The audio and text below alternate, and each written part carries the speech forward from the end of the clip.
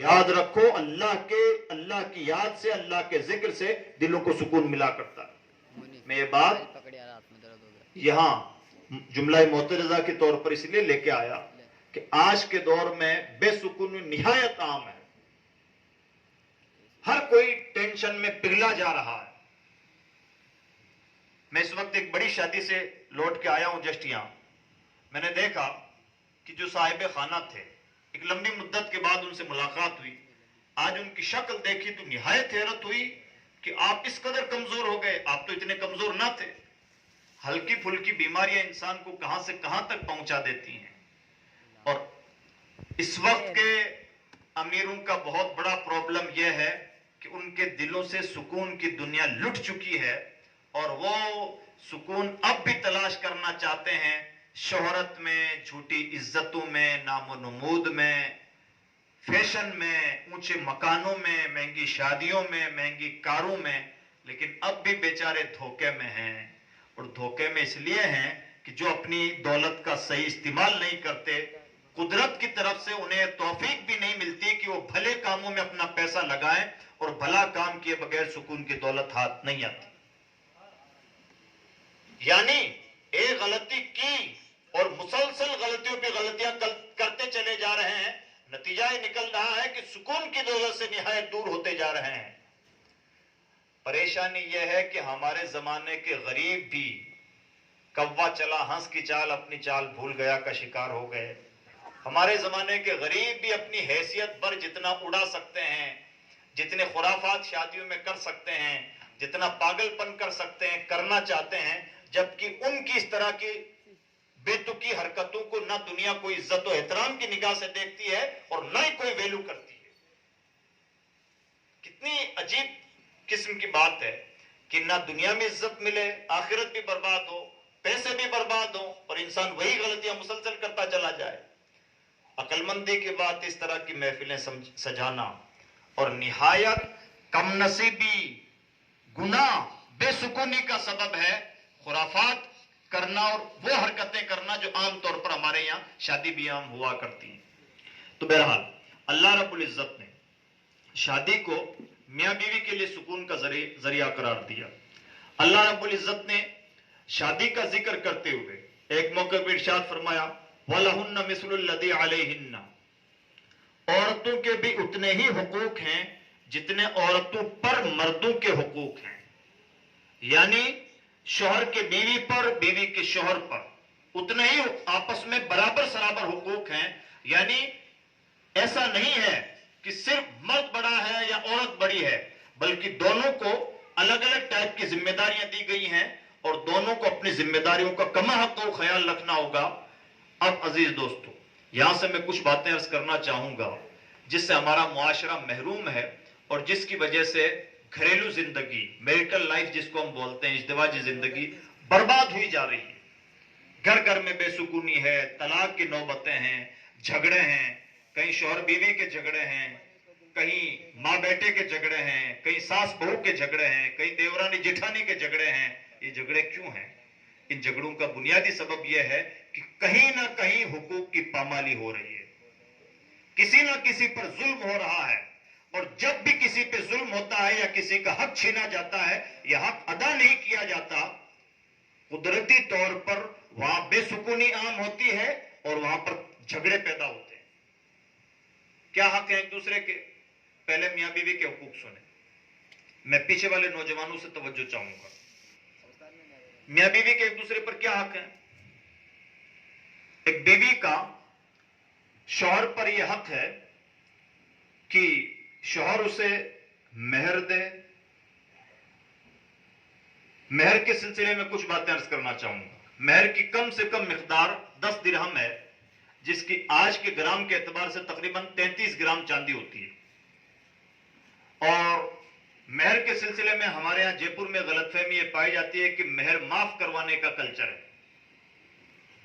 और यह नौबत यहां तक आ जाती है कि कभी कभार मैयत से मेहर माफ करवाई जाती है। बड़ा अजीब लॉजिक है। यह ऐसे ही है जैसे मैं इस माइक से कहूं, भाई मुझे माफ कर दो, मुझसे गलती हो गई। जितनी समझदारी की बात यह होगी, उतनी समझदारी की बात यह होगी कि शौहर अपनी बीवी के जनाजे से कहे कि बेगम मेरी मेहर माफ कर दो, تم لاش بنی ہوئی.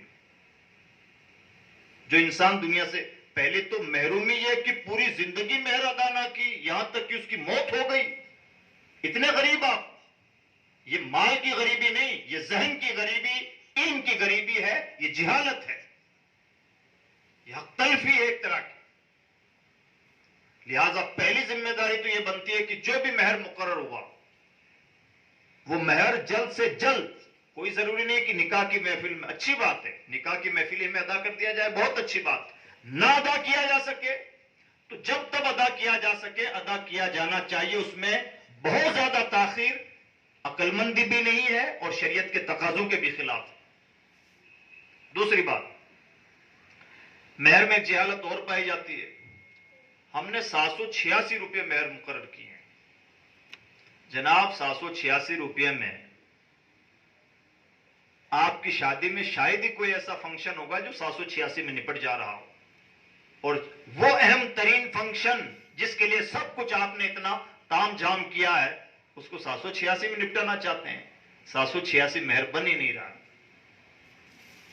33 گرام چاندی 786 روپے میں نہیں آتی.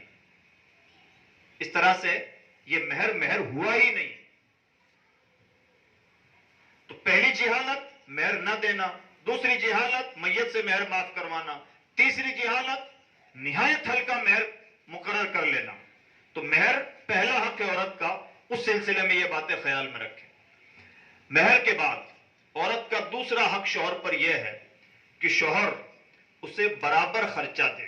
خرچے سے مراد ایسا نارمل خرچہ جس کو ہم جیب خرچ بولتے ہیں, یا جو معمول کا خرچہ ہے جس سے جو ہر عورت کی, ہر انسان کی روزمرہ کی ضرورت ہوا کرتی, وہ خرچہ اسے پابندی کے ساتھ دیا جانا چاہیے.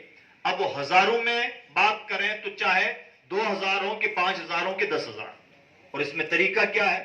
اس میں طریقہ یہ ہے کہ شوہر عورت کا اور عورت شوہر کا لیول دیکھے. جس گھرانے کی, جس معاشرے کی یا جس سوسائٹی کی فیملی ہے اسی کے مطابق اس کے خرچے ہوتے ہیں اور اسی کے مطابق اسے خرچہ دیا جانا چاہیے. تیسری ذمہ داری شوہر کی ذمہ داری بنتی ہے کہ اپنی عورت کو برابر وقت دے. برابر وقت سے مراد ٹائم ٹو ٹائم اسے جتنا ٹائم دیا جانا چاہے پابندی کے ساتھ دے. ایک سے زائد بیویاں کسی کے پاس ہوں تو برابر سرابر ٹائم دے. اسی شرط کے ساتھ ایک سے زائد نکاح کرنے کی اجازت ہے. اگر کوئی شوہر اپنی پہلی بیوی کے ساتھ انصاف نہ کر سکے یا معاذ اللہ انصاف نہیں کرتا تو حدیث پاک میں فرمایا گیا قیامت کے دن وہ شخص اس طرح سے اللہ کی بارگاہ میں حاضر ہوگا کہ اس کا چہرہ ٹیڑھا ہوگا. لہذا کوئی بھی انسان جو ایک کے بعد میں نکاح کرنے کی خواہش رکھتا ہے اس کی پہلی ذمہ داری ہے کہ عدل و انصاف کے معیار پر اپنے آپ کو پرکھ لے. ایسا ہرگز نہیں ہونا چاہیے کہ کسی ایک بیوی کے طرف اس کا رجحان یا میلان زیادہ ہو. دنیا تو سنورے نہ سنورے, ہو سکتا ہے اس ہلکی سی چوٹ کی وجہ سے اس کی آخرت برباد ہو جائے. لہذا برابر وقت ملنا چاہیے. چوتھی چیز, عورت کا حق بنتا ہے کہ اسے سیپریٹ مکان شوہر رہنے کے لیے تھے. سیپریٹ مکان سے مراد ایسا مکان جہاں عورت کی عزت و آبرو محفوظ ہو. یہاں پر میں ایک بہت نازک بات کہنا چاہوں گا. اگر کسی کی جوائنٹ فیملی ہے اور مکان کا یا گھر کا ماحول ایسا ہے, کلچر ایسا ہے کہ وہاں پردہ داری کا کوئی اہتمام نہیں, یا کسی عورت کی عزت اس کے سسر سے یا اس کے دیوروں سے یا گھر میں دوسرے موجود غیر محرموں سے محفوظ نہیں, تو شوہر کی پہلی ذمہ داری بنتی ہے کہ بھلے کرائے پہ مکان لینا پڑے یا چاہے کچھ بھی مشکلات اٹھانی پڑے, اپنی بیوی کے لیے سب سے پہلے سیپریٹ مکان کا انتظام کرے جہاں اس کی عزت و آبرو محفوظ رہے. یہ عورت کا حق ہے. اور یہ جو میں نے باتیں بتائیں یہ اپنی طرف سے نہیں ہیں. جب ہم نکاح کرتے ہیں تو جب کہتے ہیں, قاضی صاحب کہتے ہیں کہ اتنے مہر اور نان و نفقہ کے عوض فلانی عورت کو آپ کے نکاح میں دیا جا رہا ہے, تو آپ خوشی کے ساتھ کہتے ہیں قبول ہے. اس قبول ہے میں صرف عورت قبول نہیں ہوتی, اس کے تمام خرچے اور لوازمات بھی قبول ہوتے ہیں. نان و نفقہ کی وضاحت ہوتی ہے تو یہ نان و نفقے کا مطلب ہے. اس میں اگر کوئی کمی کوتاہی کرتا ہے تو اللہ کی بارگاہ میں اس سے مواخذہ ہوگا. یہ شوہر پر اس کی بیوی کے بڑے بڑے حقوق ہیں. اب ایک اور بڑا حق کیا ہے؟ ایک بڑا حق یہ ہے کہ شوہر ہمیشہ اپنی عورت کے ساتھ بھلا سلوک کرے. اللہ کا ارشاد ہے وَعَاشِرُوهُنَّ بِالْمَعْرُوفِ. مرد کی ذمہ داری بنتی ہے کہ مردوں کی ذمہ داری بنتی ہے کہ عورتوں کے ساتھ بھلا سلوک کریں، ہر موڑ پر بھلا سلوک. اتنا زیادہ بھلا سلوک کہ اللہ نے ایک موقع پر ارشاد فرمایا الطلاق مرتان فإمساک بمعروف او تسریح بإحسان.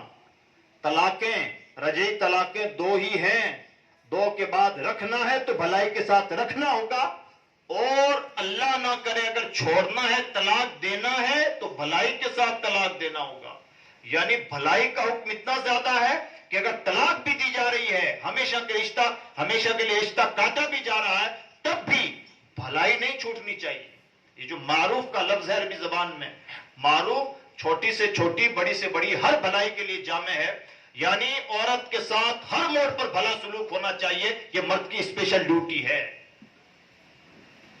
نہ عورتوں کا خیال رکھا جائے، نہ ان کی باتیں سنی جائیں، نہ ان کے دل کا غم ہلکا کیا جائے، نہ اس بات کی پرواہ کی جائے کہ اس نے کھانا کھایا یا نہیں کھایا، یا یہ کن تکلیفوں سے گزر رہی ہے، میری غیر موجودگی میں اس کو کوئی ستاتا تو نہیں، میری ماں، میری بھابیاں، میری رشتہ دار اس کو تانا تو نہیں سناتے، کچھ نہیں پڑی. یہ کیا بھلی زندگی ہے؟ کوئی عورت اپنے شوہر کے پیچھے آتی ہے، شوہر کی ذمہ داری بنتی ہے کہ اس کے لیے ہر طرح کا سیفریٹ ماحول اسے پرووائڈ کروائے. اللہ نے ارشاد فرمایا الرجال قوامون علی النساء. بنانے والے نے مردوں کو عورتوں کے مقابلے میں مکھیا بنایا ہے. جو مکھیا ہوتا ہے، سرپرست ہوتا ہے، پنچ پٹیل ہوتا ہے، اس کی ذمہ داری بنتی ہے کہ وہ جن جن چیزوں کا مکھیا ہے ان سب کا بھرپور خیال رکھے. صدر صاحب بن جانا اچھی بات ہے، لیکن صدر صاحب کی ذمہ داریاں نبھا لینا یہ بڑا کڑا امتحان ہے، اور صدر صاحب بن کے خوش نہیں ہو جانا. اصل امتحان تو یہ ہے کہ صدارت کے لائق ہے یا نالائق ہے. نکاح ہو گیا، شوہر بن گئے، یہ تو زندگی کی شروعات ہے. شوہر بننے کے لائق ہیں یا نہیں ہیں یہ گھر کا ماحول بتاتا ہے. میاں بیوی میں جھگڑے ہونا تو دور کی بات، مجھے تو ایسا لگتا ہے کہ اگر کہیں ساس بہو میں بھی جھگڑے ہیں تو کہیں نہ کہیں شوہر کی کمزوری ہے. جس شوہر کو اپنی بیوی کو اور اپنی ماں کو احترام کے ساتھ اور محبت کے ساتھ رکھنے کا ڈھنگ نہیں آتا، وہیں جھگڑے ہوتے ہیں. جھگڑے انہی گھروں میں ہوتے ہیں جہاں شوہر کو حدیں نہیں معلوم ہوتی، باؤنڈری لائن نہیں معلوم ہوتی کہ مجھے اپنی ماں کا کتنا احترام کرنا ہے اور اپنی بیوی سے کتنی محبت کرنی ہے. کبھی کچھ شوہر ماں کی طرف اتنا زیادہ جھک جاتے ہیں کہ بیوی کا حق چھیننے لگتا ہے. کچھ لوگ بیوی کی محبت میں اتنے پاگل ہو جاتے ہیں کہ ماں کا احترام بھول جاتے ہیں. دونوں ہی قسم کے لوگ نادان ہیں. عقل مند، سمجھدار اور ذمہ دار مرد وہ ہیں جو نہ ماں کا احترام بھولے، نہ بیوی کی محبت بھولے، نہ اس کا حق چھینے نہ اس کا حق چھینے. کامیاب پرنسپل وہ نہیں جو صرف ایڈمیشن لینا اور گیٹ آؤٹ کرنا ہی جانتا ہو. کامیاب وہ ہے جو ہر طرح کی چیزوں کو بیلنس کر سکے. اچھائیاں برائیاں ہر طرح کی چیزیں ساتھ ساتھ چلتی ہیں. کامیاب مینیجر وہ نہیں جو کسی امپلائی کو رکھ لے یا باہر کر دے. یہی تو آپشن نہیں ہوتے ہیں، اس کے علاوہ بھی بہت سارے آپشن ہوتے ہیں کہ ہر طرح سے تمام ملازمین کو لے کے چلنا. کامیاب صدر وہ ہوتا ہے جو کمیٹی کے اور محلے کے علاقے کے تمام لوگوں کو بیلنس بنا کے رکھ سکے، اور کوئی لیپا پوتی والا بیلنس نہیں. میں پھر یہاں پر عرض کرنا چاہوں گا، بیلنس میں ہمارے یہاں کیا ہوتا ہے؟ کسی نے کسی کو تھپڑ مار دیا، بھائی تم بھی معاف کر دو، تم بھی چھوڑ دو، اور ادھر ادھر کی دعائیاں دے کر دونوں کو گلے ملا دیا. کام تو آپ نے گلے ملانے والا ٹھیک کیا ہے، لیکن بہت زیادہ عقل مندی اور سمجھداری کا کام نہیں. جس کی غلطی تھی اسے احساس دلایا جائے کہ آپ نے غلط کیا ہے، اور مظلوم کو احساس دلایا جائے کہ تمہیں تمہارا حق ملا ہے، اس کے بعد میں گلے ملایا جائے. یہ عقل مندی بھی ہے اور یہ سمجھداری بھی ہے. ایک طرفہ لپا پوتی کی باتیں کر دینا، سب کو خوش رکھ کے چلنے والا مزاج